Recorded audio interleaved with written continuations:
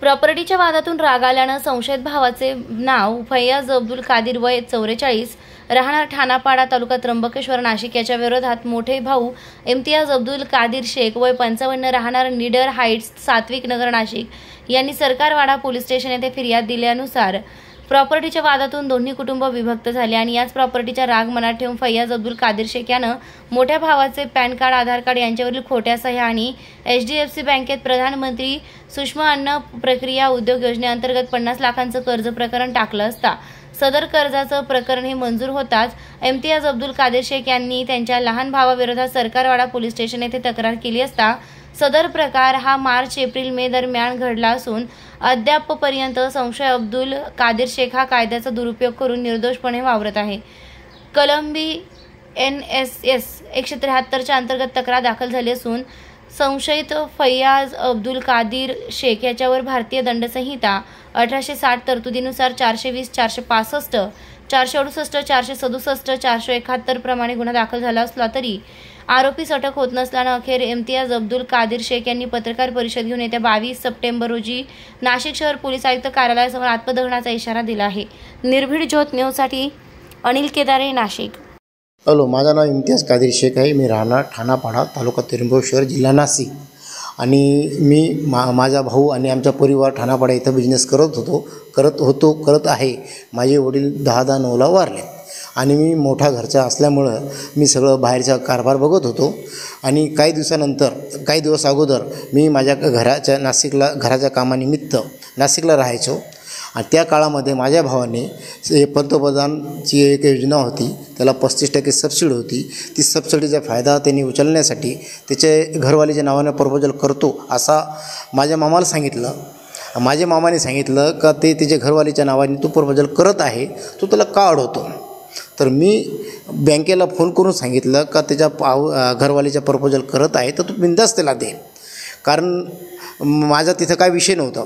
पण बँकेचे अधिकारी जेव्हा ठाणापाड्यात आले तर यांनी घरवालीच्या नावाने सांगितल्यामुळे मी ते बँकेला मॅनेजरला विचारलं नाही, कारण मॅनेजर आमच्या गावामध्ये आलेले होते आणि ते ज्यावेळेस मला 7,30,000 रुपयाचा बँकेत SMS आला त्यावेळेस माझ्या लक्षात आलं का हे सगळं प्रपोजल माझ्या नावाने केलेले आहे। तर हे बँक अधिकाऱ्यांनी फसवे आधार कार्ड पॅन कार्डच्या सह्या घेऊन आणि 50 लाखाचं लोन उचललं। तर मुळात माझ्या कुठल्याही प्रकारच्या सह्या नव्हत्या, मी कुठल्याही प्रकारात सह्या केलेल्या नव्हत्या आणि यांनी 50 लाखाचं लोन दिलं। ज्यावेळेस 50 लाख रुपये मला माझ्या SMS आल्यामुळं माझ्या लक्षात आलं, 7,30,000चा SMS आला। मी बँकेत गेलो तेव्हा मॅडमला विचारलं, मॅडम मला याला सह्या किती लागतात? कमीत कमी 50-100 सह्या लागतात। जेव्हा मी सांगितलं मॅडम कधी बँकेत आलोच नाही तर माझ्या सह्याचा विषय येत नाही, तर मग ते 50 लाख रुपये थांबवले। पण हा 50 लाख रुपयेचा एवढा मोठा प्रपोजल केलं त्यांनी, तर याला कमीत कमी 100 सह्या लागतात। तर मी बँकेत न जाताना सह्या परपंच झालं कसं काय?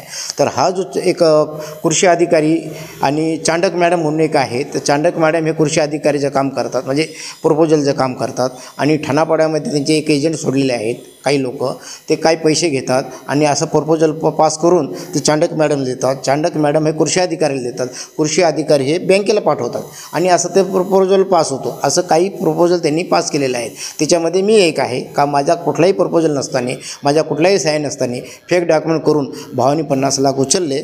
तर कृपया करून जशी माझी विश्वासघात केलं असं लोकांचंही होऊ नये, कारण हे एक फार मोठा रॅकेट आहे। आज माझी अशी दशा झाली ना घरकाना घाटका, मला माझा जो व्यवसाय बंद करावा लागला। मी नाशिकला आलो, आज मला सरकारवाडा पोलीस स्टेशनला FIR प्रत्येक वेळेस धावत गेलो तर FIR होत नव्हती। FIR झाली तर कलम झाल्यानंतर ते अधिकारी लोक जे आहेत ते मला फक्त फूस लावतात का आज करतो अटक, उद्या करतो, कारण हे 420, 465, 468, 471 जे कलम आहेत हे 10 वर्षाच्या पुढची सजा आहे। तर हे आरोपीला घेऊन आणि त्यांनी अटक करून पुढं पाठवायला पाहिजे, हे असे कुठल्याही प्रकारचे कारवाई करत नाही। तर मला जेव्हा माझ्यावर अन्याय झाला, मला आता कारण माझ्यावर फार मोठा अन्याय झाला, बँकेने 50 लाख रुपये कर्ज दिलं, त्याच्या संदर्भात मी सरकारवाडा पोलीस स्टेशनमध्ये वेळोवेळी जाऊन हे देत होतो, ते कुठल्याही प्रकारचे मला न्याय देत नाही। तर मी 22/9/25 रोजी मी आयुक्तालयासमोर आत्मदहन करणार आहे। याच्या व्यतिरिक्त माझे जी फॅमिली आहे, माझा मुलगा, घरवाली, जावाई, मुलं बाळं यांना काही तकलीफ झाली तर यांना पोलीस खाता व बँक व कृषी खाते हे जबाबदार राहतील। 22 तारखेला आत्मदहन करणार हा माझा निश्चय पूर्ण झाला, कारण पोलीस खाता कुठल्याही प्रकारची कारवाई करत नाही. मी ॲडव्होकेट मोहम्मद अब्दुल सलाम. या केसमध्ये पोलिसांनी FIR नोंदवलेले दिनांक 22/3/2025 रोजी आणि त्याच्या अन्वये CR नंबर 89/2025 आरोपी विरुद्ध नोंदवलेला आहे.